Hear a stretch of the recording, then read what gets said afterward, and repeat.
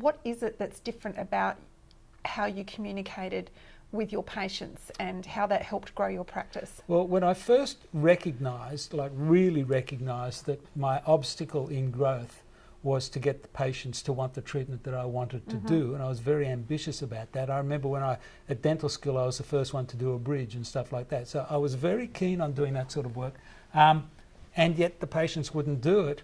And I realised that the problem was that people were trying to get patients to do the treatment by selling it to them. Yep.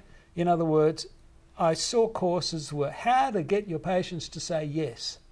Now, at first I thought that sounds good, but then after a while I realised that's exactly the wrong thing to do. And in fact, anybody doing a course that says how to get your patients to say yes, be very clear, you are doing a sales course. Yep. You're trying to get a yes, you'll sometimes get a no, and when you get a no, that's a black mark against you, because the patients are saying, I don't want to do what you're telling me to do.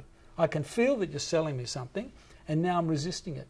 And so counterintuitively, I fell into a process whereby I noticed that when I was almost telling a patient, look, you don't need to do this, and sort of backing off and reversing, the patient became more open to it. Right. And they started to talk me into it. Now that sort of set up a little germ of understanding in my mind that what I needed to do was figure out a way to get the patient to talk me into the treatment. Right. Very counterintuitive. Nobody was talking about anything like this. Yeah, and very anti-sales. Very anti-sales. And that was the key component of my communications technique. I was not selling, I was getting the patient to tell me what I had wanted to tell them. Yeah. And the way to do it, frankly, is to take a good photo and have a little discussion and get them to discover what